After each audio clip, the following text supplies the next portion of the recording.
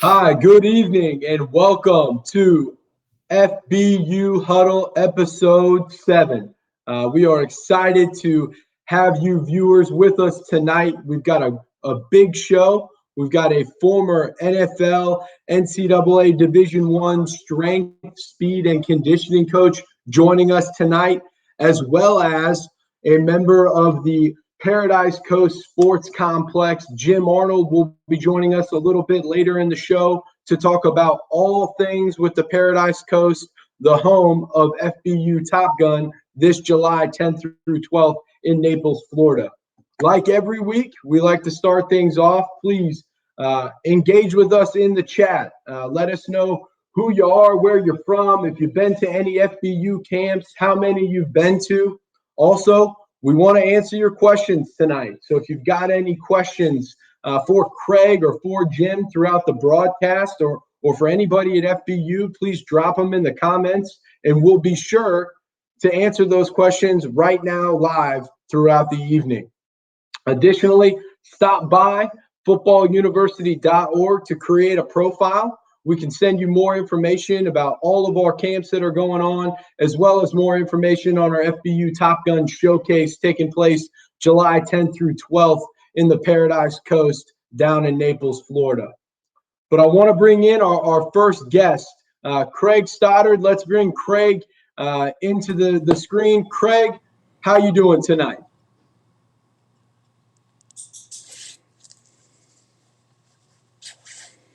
Craig, how are you?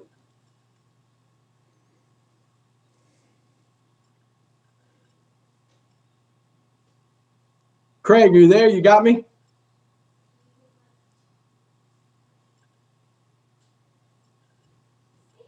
Well, I think Craig is doing his best stone face impression right now.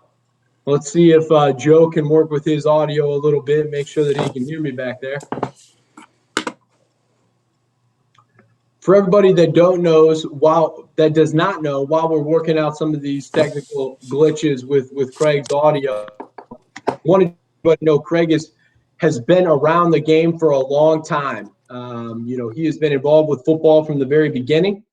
Strength and conditioning intern with the San Diego Chargers, worked on the staff at Penn State up in Pennsylvania for the Nittany Lions. He's also had some various stints in the NFL with the New York Giants, the Jacksonville Jaguars, and even the Philadelphia Eagles. So Craig really has been all over in regards to the game of football, and we're excited to extend some of his knowledge in regards to strength, speed training, things that you can be doing at home from a workout perspective.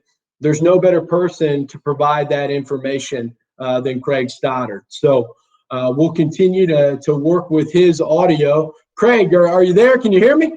I'm here. I can hear you loud and clear, brother. There he is. Hey, I love it. I wasn't sure, if you were mad at me because I didn't have a mustache. I wasn't sure what was going on. All good. It's all good. So, Craig, let's jump right in. I kind of gave our viewers a little bit of a background on who you are and some of the stops you've been at, but you can do a better job than I can. Why don't you fill everybody in on your background in football and everything that you've kind of been through in regards to this game? Yeah, so it started in I played football in high school. Grew up in Connecticut. Ended up going to Springfield College in Massachusetts. Played football there for 4 years. From there, we kind of started having a love for strength and conditioning, even though it was really, really young at those stages. And my goal was to get into the NFL. Well, as a football player, that wasn't going to happen.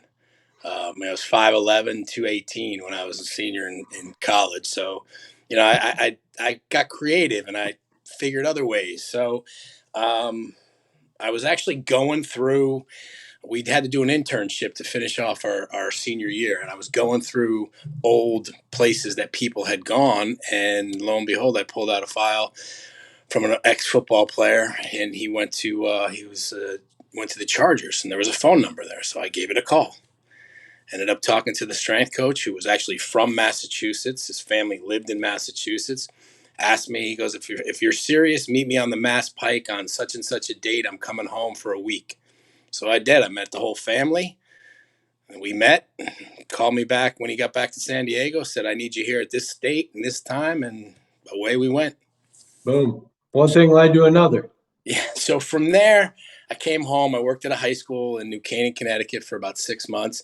And then I got another call from another guy, John Thomas, and he was looking for some graduate assistants at Penn State.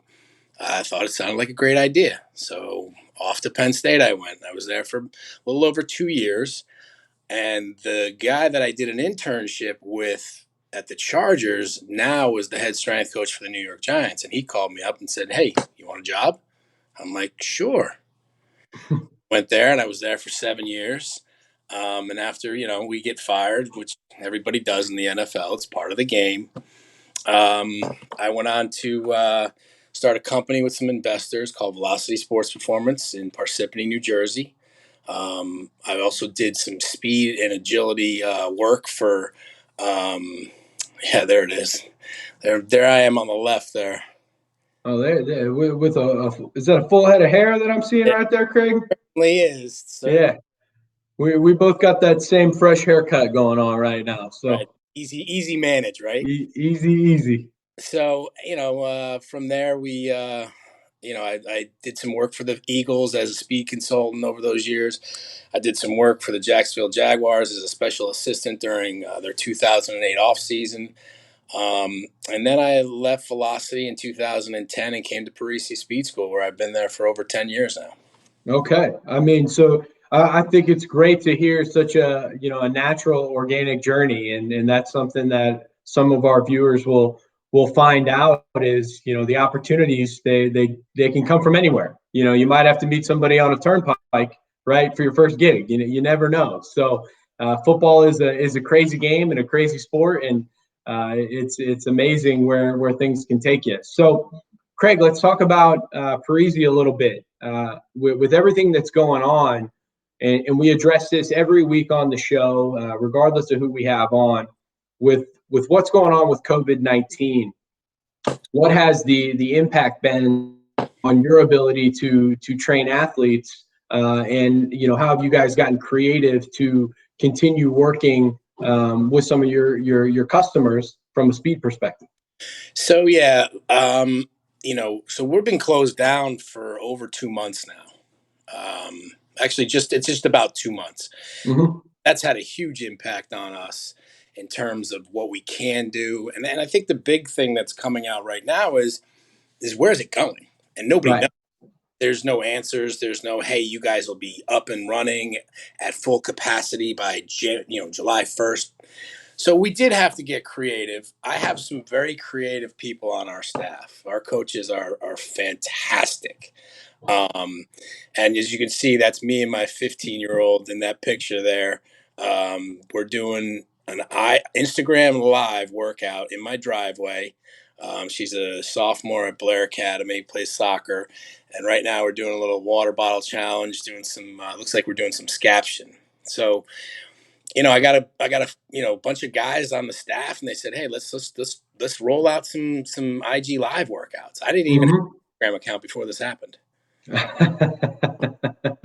Old school, old school. I mean, look, who does have an Instagram account is that man right there on the screen, Michael Strahan. Talk to us a little bit about what you were doing with Michael. I believe that he was on, one of these newly found Instagram shows that you're doing, right?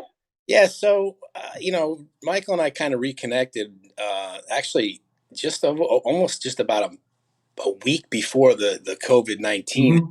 started, and I'd hit him up on Twitter's, and then he sent me, hey, call me or text me. So we started talking, through text and stuff, and I came up with this idea. I said, well, I know a few people, and I know these kids. I know these kids they're passionate about what they're doing. The problem is they're bored out of their minds. Mm-hmm. They're bored picking up water bottles and backpacks full of other water bottles. So I thought they needed a boost. So I was texting with him the other night, about 2 weeks ago, and I said, "Hey, would you mind? This is what I'm doing. Coming on. I can patch you in, boom, and just, tell the kids to, just keep working, keep going, don't stop. This will be over soon, and you're going to need to be ready for it. And that's kind of what it did. And it actually turned out to be just a funny.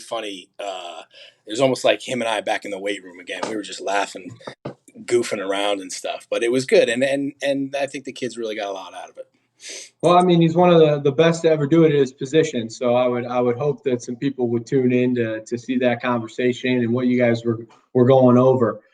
Now, Craig, we kind of showed everybody your profile a little bit at the beginning of the show, and you've went over some of your stops, and it's been lengthy. I mean, from Penn State to the Eagles to the Chargers to all over. It seems like what's the main difference that you've seen in regards to training college players and NFL players? Well, what's maybe the biggest difference you've seen? With the there's a couple of things. One, you're dealing with most Division One college programs have about 120 athletes. Mm-hmm. So you've got like 85 scholarship athletes, and then the rest are walk-ons, and all those guys have to get trained multiple times a week. Whether you're a scholarship or you're walk-on. So in the college ranks, it's kind of easy because they kind of have to do what you want them to do. Uh, Mm-hmm. the NFL is a little bit more of a sell. If you can't get a guy in the weight room, i.e., he's not going to do the program, then you're not. It doesn't matter what your program is. So you got to sell yourself. You got to sell the program. You got to sell what you're doing.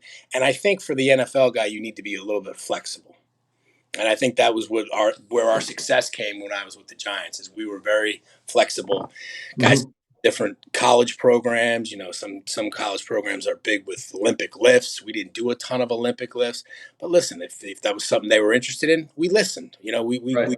carved out a program. So I think the biggest two things are college is pretty much, hey, they're there, and they're gonna follow along. The NFL guys, you got to sell them a little bit on what you're doing. Yeah, you gotta. It's a little bit more of a sell. I like that. They're a different type of personality when you're getting paid the big bucks at the top level. So with and I want to kind of say, even geared a little bit younger. While you're at a college institution, whether it's and I think this applies D1, D2, D3. It doesn't really matter where you're at. You had the good fortune of being involved at a fantastic university like Penn State. Great football program, obviously. But what were some of the things that you saw from high school players, coming in as incoming freshmen, where you went, man, I really wish that these high school student athletes would have focused a little bit more on this type of training at the high school level, because it would have helped prepare them not only during high school for Friday nights, but when they do arrive on campus, for those Saturdays in the fall. I think one of the things is that be making sure that you're doing all the things that are going to make you a better football player, and that's strength training, and that's speed work, and that's conditioning. I felt a lot of kids came into especially by Penn State, into that August camp, and they weren't prepared in that manner. I think it's a little different now because I think high schools are a little bit more organized than they were back in those days. But I would say the one thing that you do not want to do is go into any situation. I don't care if it's D1, D2, D3. Listen, to play football in college is a privilege. It really is, and it's hard, but it's so rewarding that you need to make sure that you're in the best shape of your life when you walk onto that campus. And that doesn't take talent. Nope. That doesn't take size. It doesn't take height, weight. It doesn't take any of that. These are simply hard work, effort, conditioning, and the amount of work that you student athletes that are tuning in tonight. It's all on you, and that's all about the amount of work that you want to put in, and the creative ways that you want to make sure that you're staying in shape and that you're improving, both physically and mentally right now. You know, Craig, with your extensive experience in relation specifically to speed training, what are a few things that some of our student athletes watching tonight, do you think that they should be applying right now, in order to improve and enhance their speed, whether it's, something with maybe their stretching, their flexibility, maybe their weight training. What would you tell them for something that applies to all ages that they could be working on right now? So listen, the biggest thing that we see is, yeah, we can talk about mechanics of acceleration and we can talk about mechanics of top speed, two totally different things. Some sports have both of them, some sports don't have a whole lot of top speed in them. But the one thing that you can work on right now is getting stronger, because we know the ability to, force a muscle to contract faster and be able to create a muscle that's gonna be stronger is gonna make you faster. Not only that, so strength training has this kind of like this cool little twofold thing where it can make you faster because you're going to have the ability to produce more force, but it's also going to reduce the likelihood that you're going to get injured.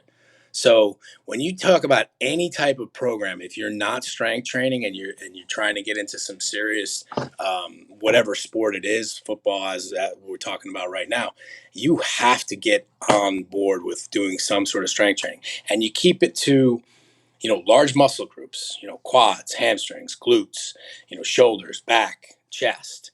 And don't forget that there are muscles that work behind you. A lot of people do a lot of mirror training. So they train what they see in the mirror. Mhm. And some of the most benefits that you're going to get is everything in the back. So make Mhm. sure you're doing that as well. But strength training to me is probably the biggest thing to do. And then once you've gotten stronger, and I've worked with a lot of athletes that weren't not strong and that were not fast. And once they got stronger, all of a sudden the speed kicked in.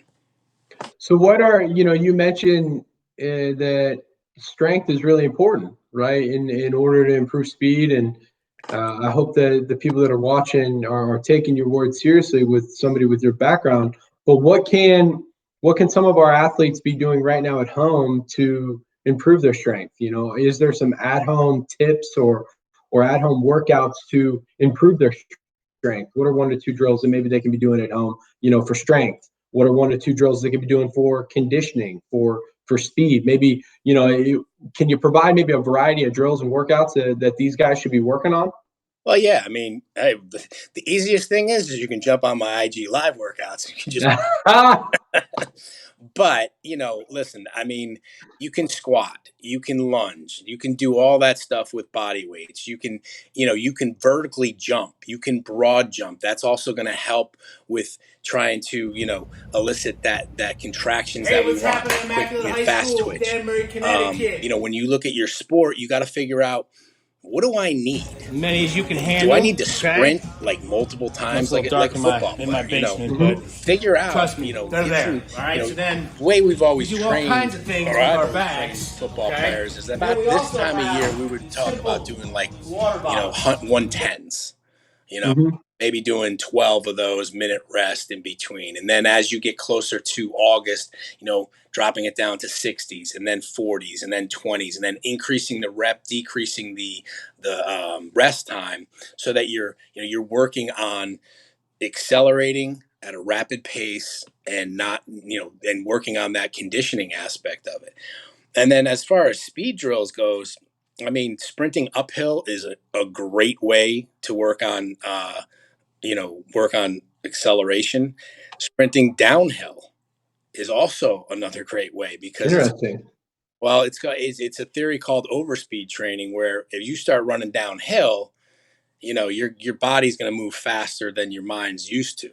Okay, Mhm. two things are going to happen: you're going to stay upright or you're going to fall.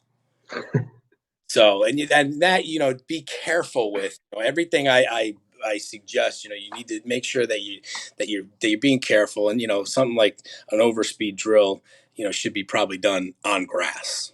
Yeah, well, I can assure you, Craig, that I will not be testing the overspeed theory running down any grass hills anytime soon. But You and me both. uh, Yeah.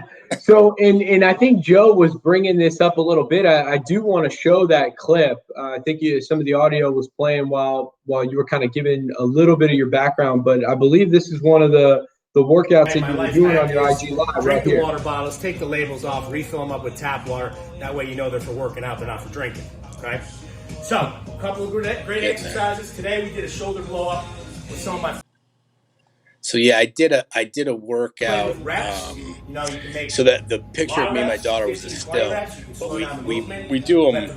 I'm doing them 4 or 5 days a week. And the one I sent to Joe was I was actually asked by one of our phys ed teachers from high school to do a video, show some exercises, how to do them. And he made it an assignment for his phys ed class. I happen to have one of my best friends whose son goes to our high school, and he texted me today and said his son has a workout from me that he needs to dissect. So I thought it was pretty cool. I actually got an assignment. So what you got him doing upright rows over here, Craig? Yep. So yeah, I can't see it. Yeah, it's playing right now. Joe was you were kind of at the part doing upright rows with a backpack. Explain what that drill is and why student athletes should be doing it. So for this we fill the backpack with water bottles, right? And then we've come up with a series of different types of workouts. So the backpack, the upright row, is holding onto the backpack and coming up here. It's great for your traps. Okay, if you're any type of athlete that's going to collide with somebody, probably something you want to get involved with. There's some, water bottles where we do lat raises, we go front raises, the drill I call scaption, which is out of a 45 degree, all good for the shoulder. In fact, my IG live workout tonight was, we just called it shoulder burn, and we just burned our shoulders up. Shoulder press. The thing about it is, yes, they're water bottles, but you can get creative with them. Back full water bottles, third round through when you're doing those upright rows, you're gonna feel it. You're gonna feel that big time the next day. Absolutely. Lat raise. Okay. So, just like this. I think people might think, hey, FBU's playing favorites. They keep asking the questions from the same people, but it's a great question that we got in. What are the best lifts to improve 40 times? Okay. So, obviously squats. Squat is probably one of the best lifts that you can do. Now, that being said, we need to be smart about it. Some people just aren't built to squat right. So you got to find the right type of squat that's going to work for you. But anything that's going to build that musculature, in your quads, in your hips, in your glutes, that's a huge thing. Another great exercise is, RDLs. So Romanian deadlifts. And that's, you can Google it on YouTube or put it on YouTube and see what it is. That's going to work the posterior chain. Posterior real important, especially when you enter top speed. Okay. During acceleration, which is usually about your first 10 to 15 yards of any linear movement, there's no what we call recovery phase. So there's no posterior chain really happening. It's all leg drive. But the other thing is too, an exercise like a chin-up, okay, is just an awesome exercise for the upper body strength. And the thing about a chin-up is, so a chin-up, it would be with your palms facing up rather than, facing, together. Chin-up is going to use the same musculature that you're going to use in sprinting for upper body arm action. Okay, so you're going to use the same muscles. Again, making a muscle stronger, making it be able to produce more force is going to help you out. Every arm action that you do on the left side is going to affect the right side and vice versa. So hey, have you ever looked at a 100-meter sprinter before? Look at their there you go, right? So, it's not just about the lower body. It's also about the upper body. But, there's a myriad deadlifts. Deadlifts are a great exercise and probably a little bit more safer than the squat. But again, find somebody who can teach you how to do these exercises, who can teach you the right way, and then just do what I did. You got to play around. Mm-hmm. That's Well, what. I think hopefully, people are paying attention to that, because I can assure you that the student athletes that we work with, that are tuned in right now, you guys are worried about your combine times, aren't you? You high schoolers, middle schoolers, you guys are looking to improve your 40 time, and we got one of the best in the business, who has Division One Power Five experience, been doing this for 2 decades, more than 2 decades. He's been involved with this, and he just gave three key tips, three key ways to improve your 40 time. RDLs, basic lunges and squats, right? And then chin ups, and that it's a full body workout, that everything feeds the other thing. So, hopefully, our student athletes are paying attention, Craig, and they're taking some of that advice, because it really was great advice. Well, I would say this one more thing too. And this is from a mechanical standpoint.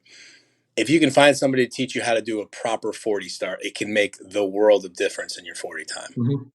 I mean, it could literally knock off 0.2 of a second.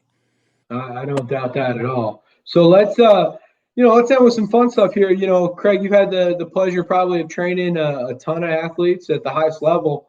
Who's the best athlete you've ever had the chance to work with or train? It doesn't have to be NFL, but if they made it to the NFL, they're probably the best for a reason. The most freakish athlete that he just did stuff on the football field that I'd never seen anybody do is Jason Sehorn. Jason Sehorn, old safety. Yeah, a corner for us, yes. But Strahan still tops my list. He just a ball of fun and energy, and I mean he's in the weight room in February is when he's the only one in there. Who's and hey, those are the guys that make the impacts, right? Exactly. The guys that are hitting the weight room as soon as the season's over, right when the game ends, they're getting in another lift. Who's somebody that maybe started off where you saw them, they walked into the university, or they walked into the the NFL weight room, and you go, no way, he's not going to make it. He's too small, or he just doesn't look the part, or his mechanics are wrong. But he developed into a great player because of the work that he put in on the strength, speed, and conditioning side. I mean, first person that comes to mind is Richie Soybert, one of our. He didn't look like much, but his tenacity and his work ethic and how he went about his business on a daily basis, meaning making sure he was doing everything that he needed to do. I mean, that's what made him I think he was a 10-year starter for the Giants. That was right at the tail end of my time there. And Richie had broke his leg in one of our games, and we were building back up as the rehab said, but I mean, he just never stopped. He never stopped. And I think that's what, propelled him to have such a great career. I love it. Well, Craig, appreciate the time. I want to bring up, your Twitter handle right there at the bottom for you viewers that are tuned in.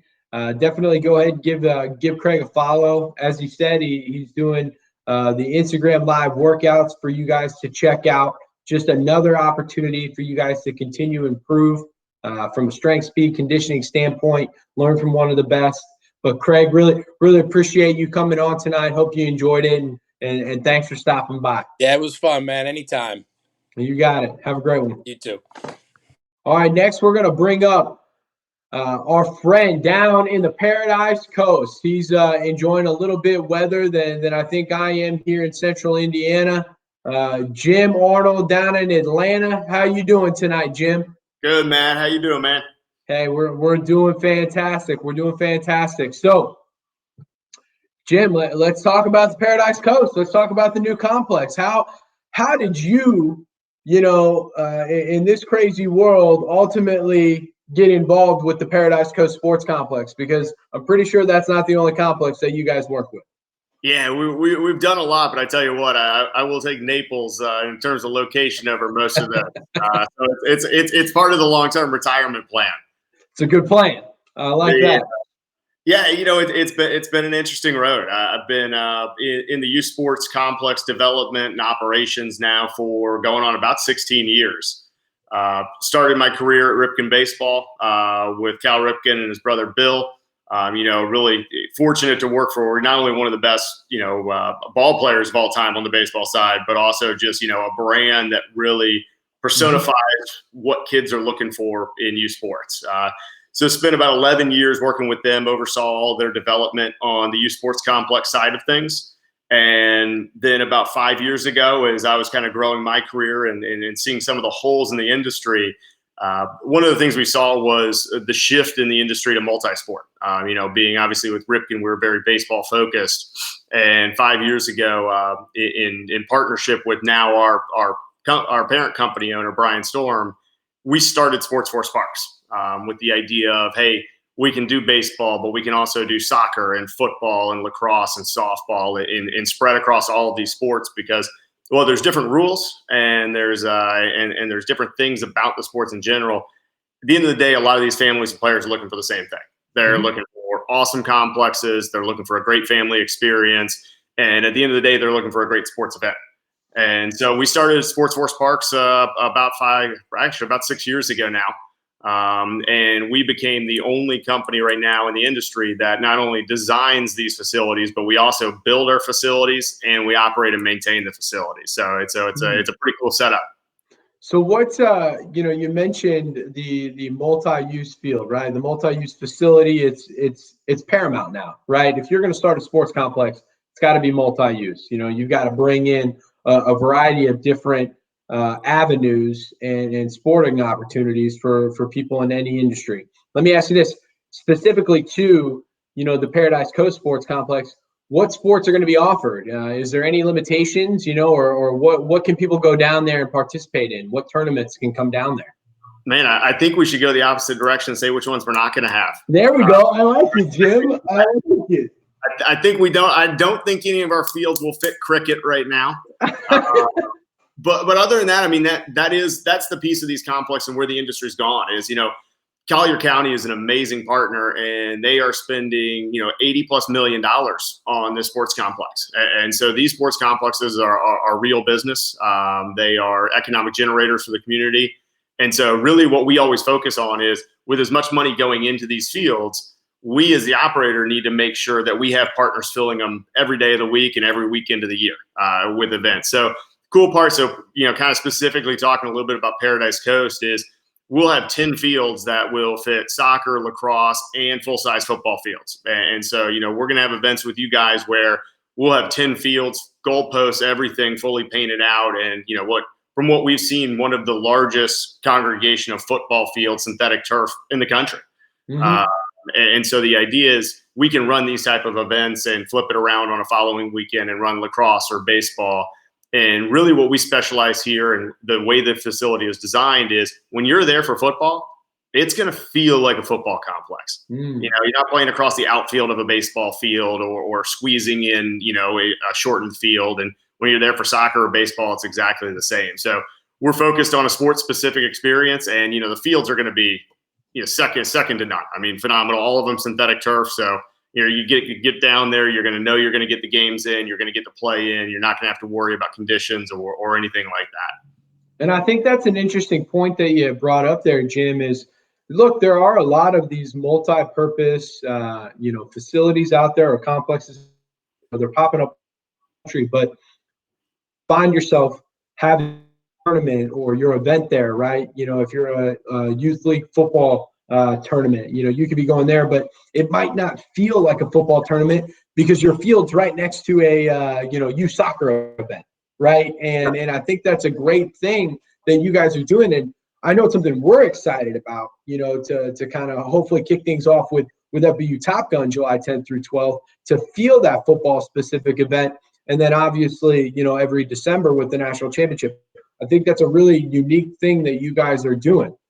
What are some other unique things about the Paradise Coast Sports Complex? I know there's a few things, maybe like the Great Lake, things like that, or excuse me, the Great Lawn. Hey, this big lake too. We'll take it. Yeah. It's the cool part. You guys are literally going to be our first sport event. sporting event. So it's going to be awesome. You guys are kicking off this facility in style, and that's what we're excited about. And so, some of the things we do, we take a different approach to the complex than a lot of people do. And I think one thing to note here that's pretty cool is, on the design team and the operations team, you've got Populous, who's one of the leading sports architects in the world, designing this. You have Manhattan constructing it. That's, I believe they built Cowboys Stadium. They built Reliant Stadium. And then our company, we've worked and built fields for over half the NFL. We just got done doing the Giants and Jets Stadium. We replaced their field with a heated system. We just got done filling the last piece of turf in the Vegas Raiders tray. And so this facility is designed by an entire team and operated by a team that lives, eats, and breathes football. That's awesome right there. It's going to be cool. So, but the complex, we approach it a little differently. It's not just a bunch of fields out there and you come and play your game and you go home. It's, we've got a huge fresh food market there. So instead of static concession stands, we've got a walk-in fresh food market where you grab yourself healthy options. We've got food trucks. There's a huge food bar pavilion outside of the complex that's, at the end of the evening, you can grab, parents can grab a beer. Right next to the Great Lawn that has a huge video board actually facing inside the stadium on one side and outside of the Great Lawn on the other. So, maybe we're watching a preseason game down there or Monday Night Football during one of your events on a huge Jumbotron. And so it's these type of things. And when we can do Top Gun in July, we're going to have our first 4 fields done, fully done, full football. But we've got a great relationship with FBU. We're going to be running a number of events with you guys over the next 10 years. And so the cool part is families and your players are going to see this facility continue to develop. I think, Jim, all I heard was, in December, there's Monday nights, there's a Jumbotron to play Monday Night Football and a place for parents to get a beer. I mean, I feel like if you're a parent and you want your son or daughter to play in a youth football event, it should be at this facility because there's a lot of pros right there. It's a pretty good deal. I can tell you on Monday night, I can probably tell you where you're going to find me. I like it.